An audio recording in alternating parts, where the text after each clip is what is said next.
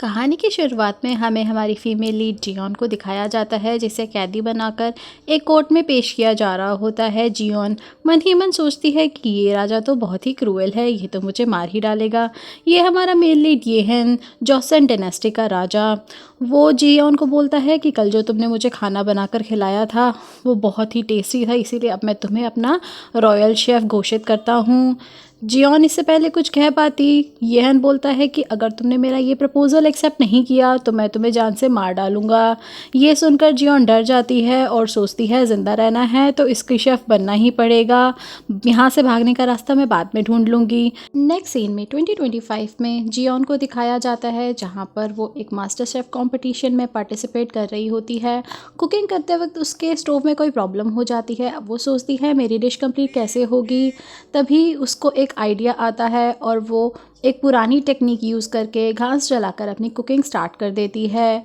जजेस ने ऐसी कुकिंग टेक्निक पहले कभी नहीं देखी थी, लेकिन जब वो लोग जियोन का खाना टेस्ट करते हैं उन्हें वो बहुत ही अच्छा लगता है और रिजल्टेंटली जियोन विनर होती है उस कंपटीशन की और बन जाती है world best Michelin master chef. ये अपनी विक्ट्री अपने डैड के साथ शेयर करती है और बोलती है डैड मैं वापस कोरिया आ रही हूँ आज ही। लेकिन उसके डैड बोलते हैं नहीं तुम आज मत आओ, आज के दिन तो सोलर इक्लिप्स है, तुम कल आना और आते वक्त मेरे लिए जॉसन डायनेस्टी से रिलेटेड एक बुक मेरे फ्रेंड से लेती हुई आ जाना।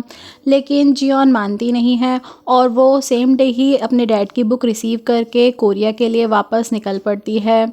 जब वो फ़्लाइट में ट्रैवल कर रही होती है तभी वो अपनी विंडो से बाहर देखती है और उसे सोलर इक्लिप्स होता हुआ नज़र आता है।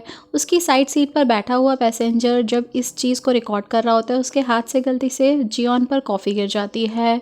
जियोन देखती है कि उसके सामान भी गीला हो गया है और वो तुरंत वॉशरूम जाकर उस बुक को चेक करती है और उसे पता चलता है ये तो एक कुक बुक है। जैसे ही वो उस पर लिखी 2 लाइन्स रीड करती है तभी वहाँ पर कुछ मैजिकल होता है और तुरंत सूर्य ग्रहण भी हो जाता है और फ्लाइट में टर्बुलेंस स्टार्ट होती है। वो वॉशरूम में लॉक हो जाती है। वो बहुत ट्राई करती है लेकिन वो बाहर नहीं निकल पाती है। तभी उस बुक से एक लाइट फ्लैश होती है और जियोन को ज़ोर का झटका लगता है और वो एरोप्लेन से बाहर गिरने लगती है और गिरते हुए एक जंगल में एक जाल में फंस जाती है और वहीं पर ही बेहोश हो जाती है। नेक्स्ट सीन में हमें येहन को एक जंगल में दिखाया जाता है जो कि एक हिरन का शिकार कर रहा होता है। शिकार करते वक्त उसे अपनी माँ की याद आती है कि कैसे उसकी माँ को जहर देकर मारा गया था जब वो बहुत छोटा था। ये सब उसने अपनी आंखों से देखा था और इसी एग्रेशन में एक सटीक निशाना लगाकर वो हिरन को मार डालता है। तभी मिनिस्टर आकर बोलता है महाराज प्लीज़ वापस चलिए, आज सूर्य ग्रहण है, आज की पूजा करना बहुत ज़रूरी है, नहीं तो बहुत बड़ा अपशगुन हो सकता है। लेकिन हेयन उसकी बात कहाँ सुनने वाला था। वहाँ राजमाता जो कि येहन की दादी थी वो भी बहुत स्ट्रेस्ड थी कि अगर आज की पूजा नहीं हुई तो कोई बहुत बड़ी अनहोनी ना हो जाए। यह जंगल में ही डेरा लगाकर बैठ जाता है और बोलता है आज तो हम बहुत सारा शिकार करेंगे और अपने सारे सिपाहियों को बोल देता है कि आज जो जितना ज़्यादा शिकार करेगा उसको उतना ज़्यादा रिवॉर्ड मिलेगा। ये सब सुन के सब खुश हो जाते हैं। लेकिन उसका कमांडर सू हियोग उसको बोलता है कि आपको आज वापस जाकर पूजा करनी चाहिए, अगर आपने ये रिचुअल परफॉर्म नहीं किया तो कुछ बहुत बुरा हो सकता है और हो सकता है डायन भी आ जाए। उसकी ये बात बोलते ही वहाँ पर सोलर इक्लिप्स हो जाता है। सब लोग डर जाते हैं लेकिन येहन बोलता है मैं इन सब बातों में बिलीव नहीं करता। दूसरी तरफ जियोन को होश आ जाता है। वो खुद को जाल में देखकर बहुत परेशान हो जाती है। अपना फ़ोन निकाल कर चेक करती है बट वहाँ पर तो कोई नेटवर्क नहीं होते हैं। जियोन सोच रही होती है ये मैं कहाँ फंस गई हूँ। वो हेल्प के लिए बहुत आवाज़ें लगाती हैं लेकिन कोई उसे नहीं सुन पाता। तभी येहन को एक फॉक्स दिखता है। वो उसके शिकार करने के लिए तुरंत अकेला ही निकल पड़ता है बिना अपने साथ किसी सिपाही को लिए हुए। जियोन जाल से हाथ बाहर निकालकर नेटवर्क देखने की कोशिश कर रही थी लेकिन तभी एक तीर उसके पेड़ पर आकर लगता है, जिसे देखकर वो बहुत शॉक्ड हो जाती है। तभी उसे एक फॉक्स नज़र आता है और लगातार आ रहे तीरों को देखकर वो और ज़्यादा शॉक्ड हो जाती है। एक तीर सीधा उसके जाल पर लगता है जिससे वो नीचे ज़मीन पर गिर जाती है। वो अपनी जान बचाने के लिए एक पेड़ के पीछे छुप जाती है और तभी उसे हियन दिखता है। वो आदमी को देखकर थोड़ी रिलैक्स होती है और उसके पास जाकर बोलती है तुम कौन हो और तीर क्यों चला रहे हो। यह जियोन को देखकर सोचता है ये अजीब सी औरत कौन है और इसने कितने अजीब कपड़े पहने हुए हैं। इससे पहले कि जियोन कुछ कह पाती, वो अपना तीर निकाल कर जियोन पर निशाना लगाने लगता है। ये देखकर जियोन बहुत डर जाती है और भागने लगती है।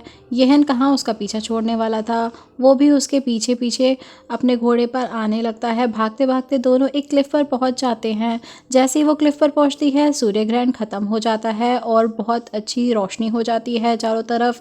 जियोन उस पर चिल्लाती है, तुम पागल हो, कितना अजीब आदमी है, मुझ पर तीर क्यों चलाए जा रहे हो। येहन उसको देखकर सोच रहा होता है कि ये कैसी अजीब भाषा में बात कर रही है और इसके कपड़े भी कितने अजीब हैं। जियोन भी देखती है कि इसने क्या ये ड्रामा कंपनी वाले कपड़े पहन रखे हैं, लगता है ये कोई शूटिंग कर रहा है। तभी येहन अपना तीर निकालता है और उस पर निशाना लगाने लगता है। जियोन खुद को बचाती है और अपना बैग आगे कर लेती है। येहन का तीर सीधा जियोंग के बैग पर लगता है, जिससे वो बैग खाई में गिर जाता है और येहन के सारे तीर ख़त्म हो जाते हैं। ये देखकर जियोंग उस पर बहुत हंसती है और उसे बहुत डराती है कि तुम मुझे जानते नहीं हो, मैं तुम्हें छोड़ूंगी नहीं। लेकिन तभी येहन घोड़े से उतरकर अपनी तलवार निकाल लेता है। ये देखकर जियोन दोबारा डर जाती है और अपना इलेक्ट्रिक वेपन निकालती है। उसकी तलवार पर कोई असर नहीं होता है और वो अपनी तलवार से उसके उस इलेक्ट्रिक वेपन को खाई में गिरा देता है। अब जियोन को लगता है कि अब वो नहीं बचने वाली है। वो बहुत ज़ोर ज़ोर से चिल्लाती है, हेल्प मांगती है, बोलती मुझे छोड़ दो।